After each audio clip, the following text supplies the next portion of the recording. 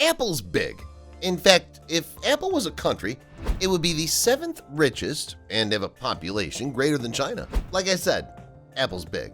But after watching all 7 seasons of Game of Thrones, I'm ignoring Season 8, I realize you don't amass so much power without making some enemies. So in this video, we're going to cut open the apple and pull out all the worms. But before we start, be sure to like this video and subscribe so you won't miss any of our future tech videos. Once you subscribe, comment "subscribed" and I'll give you a personal shout-out in a future video. Hello Technophiles! Welcome to Tenzi's Tech. I'm Scott Leffler, and this is our list of the 10 reasons people hate Apple. Number 10. Lack of customization. Apple puts a lot of effort into their user experience. They want the Apple ecosystem to be a seamless, fluid experience across all your Apple products. In fact, they put so much work into making the perfect user experience that they don't want their users to mess it all up with their lame personalizations. If you've only used an iPhone, you may not even realize the level of customization and personalization that you're missing out on. Apple argues that doing this helps keep the devices safer and more secure. But that's the kind of thing parents say to kids. Users should have complete freedom over their devices. But Apple is against this, and probably always will be. Number 9. Anti-consumer practices. In the mid-90s, Apple was a failing computer company. When Steve Jobs came back as CEO, it took him about a decade to build a company reputation of quality and innovation. However, over the last couple of years, Apple has been trampling on that reputation with all of their poor business decisions and all-out disregard for their customers. One of the most egregious examples is their fight against your right to repair the device you own. We brought this up in our Tesla video, but Apple's just as bad, even worse. Apple has been actively trying to prevent independent shops and users from repairing their own devices. With the iPhone 13, they added a tiny ID chip to the screen so that if the screen gets replaced by anyone except Apple, the Face ID will stop working. This is only the most recent of a laundry list of similar issues that, for all practical purposes, shows the contempt Apple has for their customers. Number 8. Lack of innovation. Apple found its success as an innovative, fearless tech company in the second half of the 20th century. It's proven time and time again that its engineers can come up with some of the most creative solutions to problems. But that all changed in the early 2010s. Ever since Steve Jobs stepped down as CEO in 2011, the company has become more focused on profits than innovation.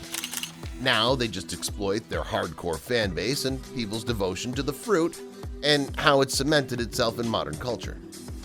Nearly all of the features that come out on the new iPhones have already been on other Android phones for 2 to 3 years. Apple apologists claim that they do this because they want to perfect the technology.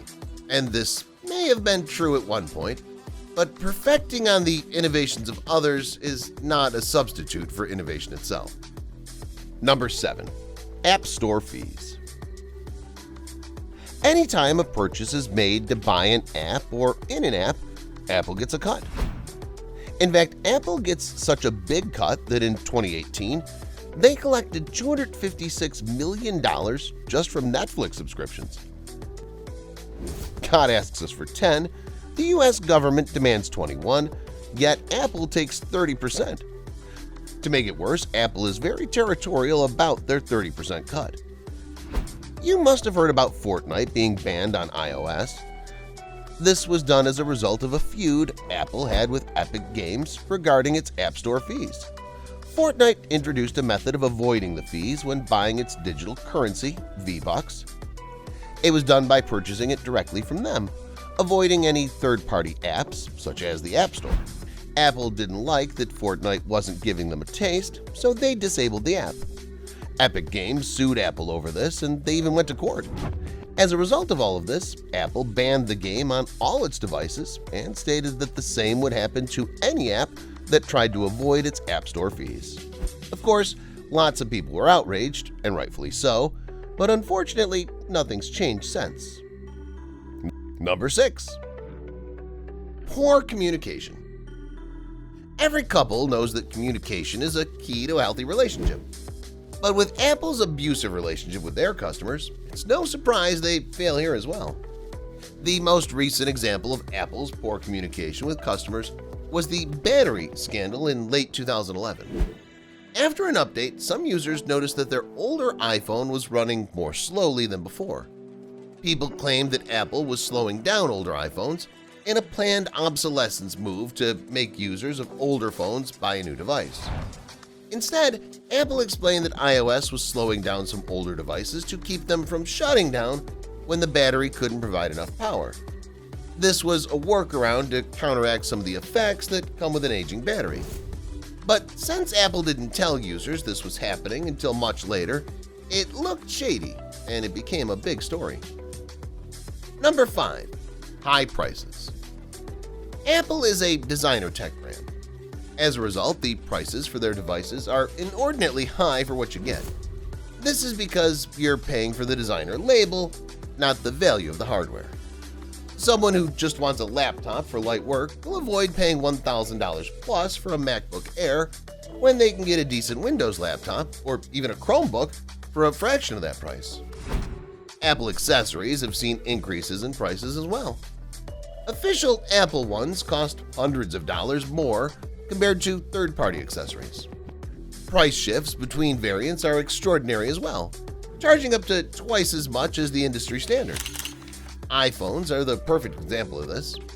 Looking at the price of the iPhone over the years, it's seen a 200% increase since the first iPhone, while the US dollar hasn't seen a decrease in value of 200%.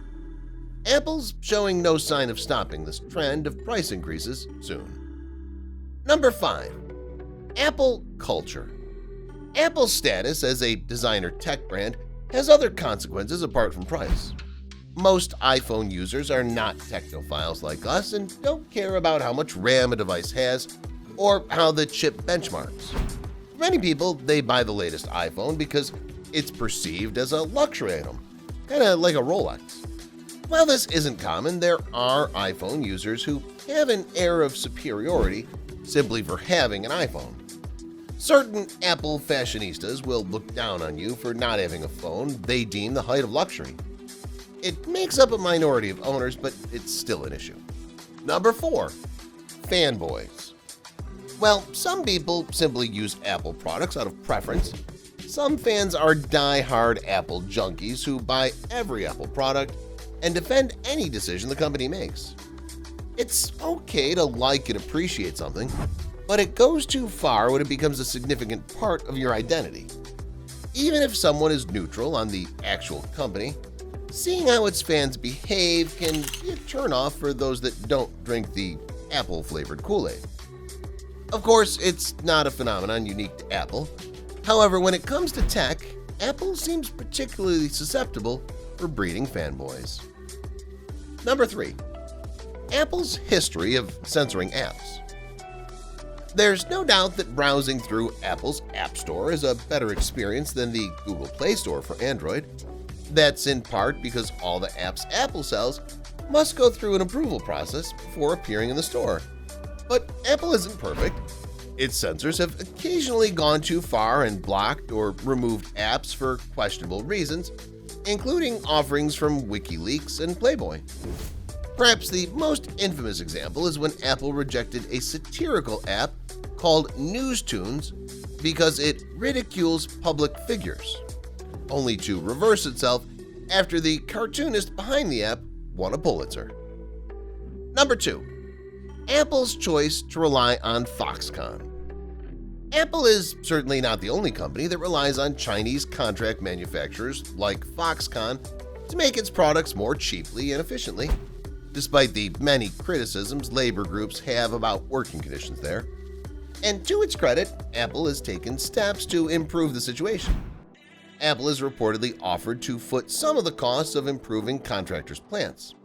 CEO Tim Cook even visited FOXCONN earlier this year, something late co-founder Steve Jobs never did.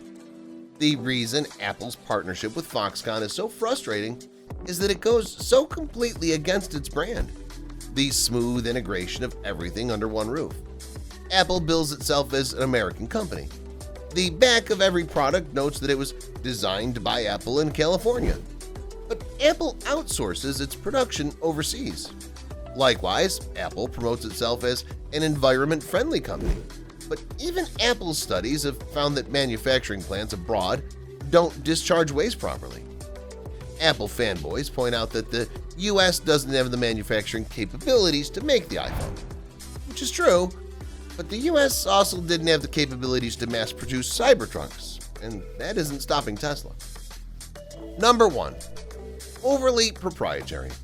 The Lightning port found on the iPhones and iPads is a very good port with advanced capabilities.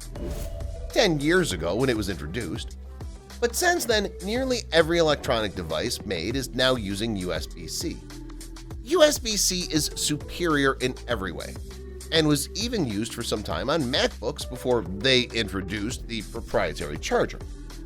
Apple does this because they collect royalties from third-party companies that use the Lightning connector on accessories, netting them billions of dollars every year.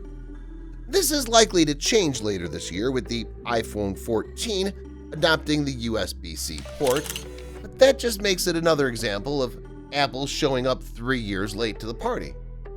A similar issue is iMessage. iMessage is a good messaging service that works well when communicating between Apple devices. However, it doesn't play nice with Android, and Apple has refused to create an iMessage app for Android. This is such a problem that many Android users are forced to switch to an iPhone so they can use iMessage. Marquise Brownlee has a great video on this topic, so be sure to check it out.